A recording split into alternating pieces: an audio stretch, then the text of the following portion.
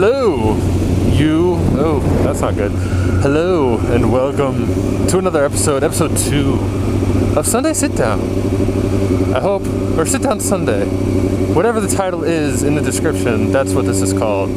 I hope you're sitting, because today's going to be heavy. Today's going to be, like, heavy. No, not really. So what I want to talk about today is a continuation of what we talked about last time. How I don't really encourage people that aren't super enthusiastic about motorcycles to get into them. It's too much risk and money and time to get into that if you're not really kind of set on it. And I like how the turning right signal for a bike without turn signals is like the power sign. I'm not going to say, you know what I mean. Anyway, so this is going to be sort of a continuation on that. And the thing that I want to talk about is like the thing that's been beaten to death. Like everyone has talked about, what should my first bike be? If you're going to get into motorcycles, what should I get? This subject has been beaten to death like a raccoon on the interstate. Like, it has been done and like beaten, and it is dead. But it's my channel and I've never done it before, so we're going to talk about it, so deal with it. So the whole thing is with getting a motorcycle and the debate between, when we're talking about street bikes, the long-standing debate has always been, should I start out at a 250, which is considered like the universal starter bike? Should I start with a 250 or should I get a 600? So the argument with that is almost always, if I get a 250, I'll be bored, okay? Now let me explain that a little bit, because I want to define what bored means, because I promise you, on a back road, on a good back road with lots of curves and challenging up, down, like, you know, off angle stuff, like where it's a really good twisty road, you will not master a 250 in 1 year, 2 year, 3 year, 5 years. You won't master it. You will not be riding it, even a 250 flat out on a really good back road, like what's the famous one, like Tail of the Dragon. So when people say bored of a 250, they are strictly speaking of straight line speed.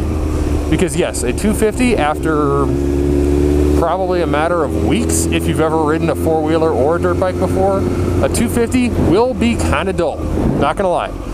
So when people say, oh, I don't want to get a 250 to start out on, it's because I'll be bored. Well, yeah, in a straight line on the interstate, if you're trying to do, you know, if you're trying to just feel the G-forces of your little 250, no, it's not going to be super entertaining after very long. In terms of actually mastering motorcycle riding, no, you will not be bored. In fact, I'm riding a leader bike, and I am nowhere near mastering it. I'm nowhere near mastering motorcycle in general. Like, I know people that could outrun this in a back road on a 250, guaranteed. Like my mechanic could outride me on a scooter. So anyway, point being, that's what people say, that's the big argument against getting a 250 as somebody's first bike, is that they're going to get bored. And that is what they're talking about when they say bored. So, what do I recommend? What does Big Jake recommend when it comes to getting a first bike? And the answer is, it depends. I'm not going to be a hypocrite. My first bike, and this is not an endorsement, this was really dumb, my first bike was a CBR 929RR, which is like the year before this was made. Really, in hindsight, it was a horrible decision. Very, very stupid. I got very, very lucky on several occasions. I should have wrecked it. I came really, really close on a number of occasions. So I'm not going to be a hypocrite and tell you that I did what I'm recommending. I didn't. I was stupid. And some people will take that as advice. Some people will take that as an excuse to go and do what they want. And some people just don't care what I have to say, and that's fine too. But as far as what I recommend, that's a personal decision, which I know is the lamest answer I could possibly give, but your first motorcycle and like what CC, how fast you go when you're first starting riding, that is such a personal, important decision if you're going to buy a motorcycle that I honestly don't have a definite, recommendation. I don't. And here's what I want to say about that. So, oops, I don't need my brights on. So on a motorcycle, the concept that people that don't ride need to understand is, on a motorcycle, it is very unforgiving. If you take a turn wrong, if you look down at your instrument cluster at the wrong second and somebody stops in front of you, if you look behind you or look in your mirror at the wrong second and somebody pulls out in front of you, or whatever, you hit a patch of gravel, you hit some oil, you hit anything. Stuff goes wrong like that, like super quickly. You'll be fine. Boom, something goes wrong and you're hurt, your motorcycle's trashed, you're paralyzed, something, I mean, anything can happen at any given second. And you like that really doesn't sink in until you're riding, and especially until something has gone wrong. Because that's how my motorcycle accident happened. Everything was fine. I was on a back road. I was trying to carve up the corners as best I could. Everything was good. And then in the span of 3 seconds, I was taking a right-hand turn. There was a car coming the other direction. He was a little bit in my lane, so I ducked like that to the inside of the turn. And then right where this driveway is right here, there was some gravel. It was a gravel driveway, and the gravel was spilled out onto the road. So when I ducked in, I hit that gravel, the bike went out from under me, and this is in the span of probably 2 to 3 seconds. And then I woke up 5 minutes later, upside down, with my bike on top of me in a ditch. 2 to 3 seconds. 1 second, I'm thinking I'm a Valentino Rossi on the street. 2 to 3 seconds later, I'm just thankful that I can still walk. And that's how fast stuff goes wrong on the motorcycle. So what my point is, as far as getting your first bike goes, the bigger motorcycle you get, so if you get a 600 for your first, or I mean, even something retarded like I did, like or stupid, I shouldn't say that, something stupid like a liter bike, which please do not do. If you get a 600 or more, which I don't recommend, stuff will go wrong that much faster. That's what you need to remember.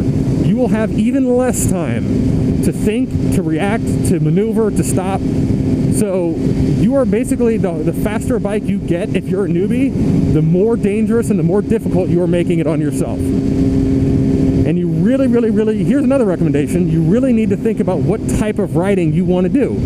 Are you a drag racer? Like, if that's your deal, then okay, yeah, maybe you're gonna get bored on a 250 faster.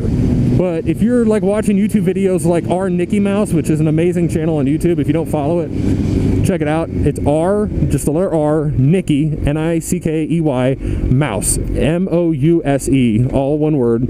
It's an amazing channel. But anyway, if you're the type of rider that wants to do that type of stuff and, you know, drag knees and pretend you're Valentino Rossi, okay, then a 250 will be fine, I promise you.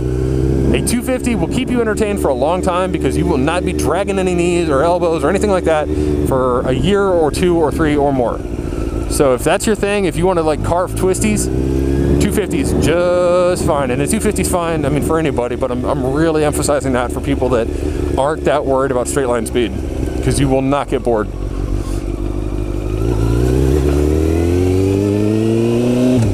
So yeah, that's kind of my point. And this sit down Sunday, I wanted to, you know, at least give my 2 cents on it. Maybe you don't even need my opinion, that's fine.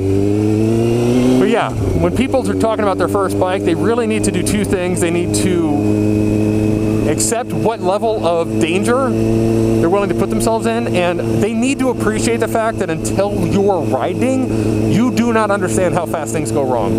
Oh, I rode a 4-wheeler once, not the same thing. Oh, I got in a car accident once, not the same thing. Motorcycles are very unforgiving when you get stuff wrong, because if you're in the middle of a turn and you pick your line wrong and all of a sudden there's a car coming the other way, you can't just yank the wheel and all of a sudden you're over 3 feet.